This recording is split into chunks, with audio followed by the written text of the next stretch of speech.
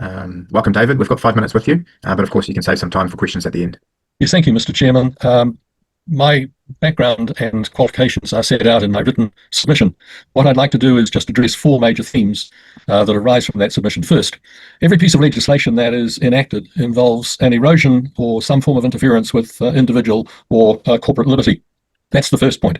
The second theme is that the Regulatory Standards Bill, in fact, recognises this, and it sets out various principles against which legislation should be measured. Now, this involves a process of legislative balancing, with which I am sure most politicians are quite familiar with.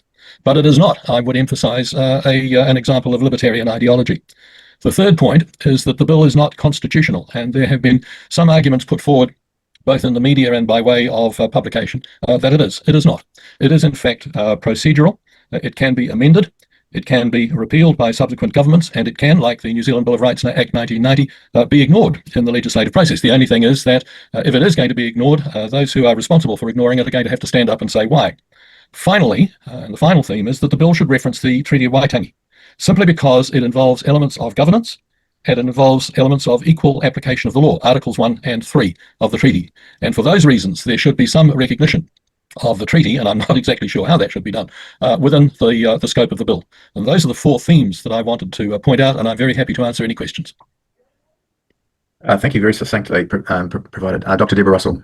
Thank you for that submission. I just want to understand what notion of liberty you're working with, because you've said what I think is quite a contentious claim that every piece of law infringes on liberty. Was something to that effect. Could you just tell me what notion of liberty you're working with, please? You're familiar with Jean-Jacques Rousseau? I have a PhD in political theory, so I'm familiar with Hobbes. So you know the opening sentence of... I'm not a Rousseau, and there's no need to patronise me. I'm asking you what notion of liberty you're working with. Okay, man is born free, but everywhere he is in chains, and the chains, in fact, are legislation. Everywhere, any time that you enact a piece of legislation, you infringe upon a person's liberty, freedom of action, or ability to choose. So you don't buy into the notion then that in actual fact the laws can create our liberties, which is the Harringtonian notion, or the notion that comes to us through the civic republican tradition, as opposed to the liberal or libertarian tradition?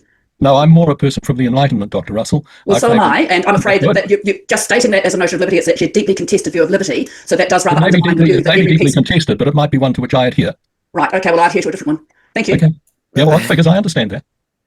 Yeah, nothing like a good academic jousting on a Tuesday morning. Have we got any more questions? Mr. Chair.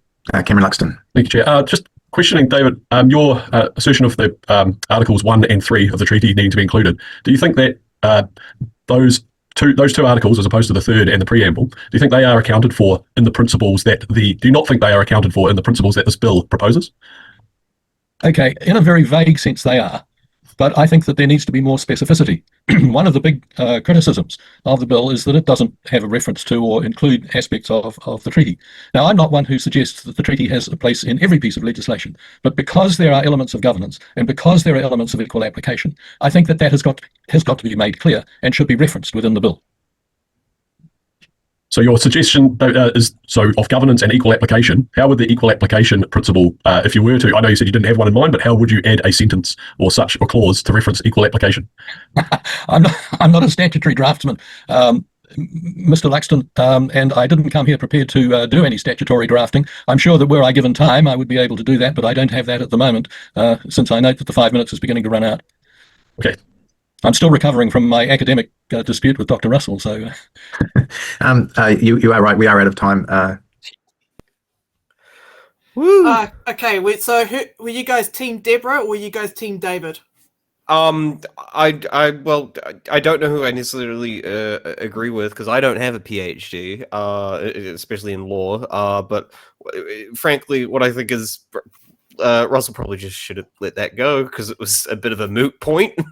Like, it didn't really add to the conversation at all. Like, disputing these theories and, I guess, lawmaking legislation that I suppose is a debate within the community, which just now would be a great time.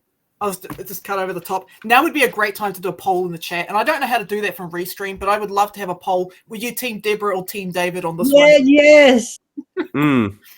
Yeah. Well, I guess, Lucia, where do you stand on that?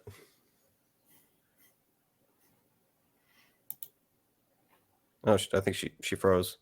That's all right. I'm sure she'll come back. I'm sure she'll be back. But anyway, I remember that name, David Harvey. So I did a quick Google search, and I actually just saw that was coming because it turns out, I guess, based on that little 1 minute interaction, New Zealand Herald, their famous Jamie Enser political reporter, decided to make an entire article that was probably longer than the entire discourse that went on just about that little spat that they had.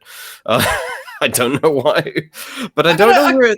I got to look into David Harvey because he actually said some things that I was like, "Oh, hold on a minute. Now this is interesting." I've heard his name. Another libertarian, he's just rocked it up and said, "This bill is trash," because I'm in that camp. I would love to talk to David because he's correct. He said the bill defeats itself. I agree. Yes. It's not an example of libertarianism. Well, it depends on where you sit in that libertarian spectrum, whether you're a left wing or a right wing. I'm a left wing libertarian, so I do agree with David here that it is not a good example of libertarian ideology because it concentrates power into the hands of one minister. Like even I remember when I was looking up some research for the RSB, even like the platform was coming out against it. For example, like it was hard to find people that actually agreed with the bill because they see it as more bureaucracy, essentially, or at least that seems to be more or less the favoring opposition on their end. But yeah, as we established, it seemed David was pretty much against the bill, and it's again kind of a moot point just to sit there and argue with them over this one little statement he had. Like they got a philosophical difference. I can slightly see where he's coming. Yeah, it was. I don't know what Russell was thinking doing that. It was like it's not the time or place to get into that tangent argument. Even in that little kerfuffle, David was still correct. The thing with laws is that you are essentially, if you do laws impact individual liberties and freedoms, they do. It depends because you're putting controls on one group of people to protect the freedoms of another group of people, and that's where the idea of equity and all that stuff comes into play. Like if you've got rich people abusing their power and they've got the freedom to do it, it's important to put controls in place so they don't have the freedom to be dickheads. Okay, well maybe I'm Team Russell then, because maybe I can also see, I could see both sides of that one, like and why it would be valid under certain circumstances. I'm not sure if I necessarily take a camp. I'm leaning on, honestly, if we go into that argument itself, I'm probably leaning more towards Russell's interpretation. Like I can see instances where it's not wholly true, where it actually does give people more rights, like the example you gave where it was creating equity, because that's not just restricting rights of one people or group, it's giving rights to another. So it's I'm not sure if that's necessarily, I think that's more or less the about case putting you're trying to make. I mean, yeah, I can see that side. I mean, it's kind of like one of those situations where you look at the glass that's half full or half empty. Yes, that's what I'm saying. It's a moot argument. It's moot. It's because very moot. Technically, they're both correct. You got to put restrictions on figures of authority or people that have more resources or wealth than another group of people, so that to prevent abusing the freedoms and rights of other people. But at the same time, you strengthen the rights and freedoms of those that are vulnerable towards being abused. So yeah, it's like it's a half glass, it's a glass half full, glass half empty scenario. I just thought it was very silly that those two got into a fight over it. Yep. And but it even seems like it isn't the only time where he's doing. Oh, kia ora. She's back. Yes, I just realized she signed back in. Lucia, do you have any commentary on this? Tiebreaker.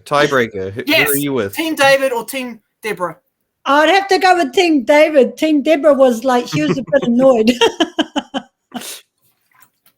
A little bit. Yeah, but It seems like that's an argument that she's been having since she was going through her PhD, probably. That's probably something she was arguing back in uni, I think. Probably. And those sort of arguments drive me up the wall. It's like, can you both be correct? Yeah.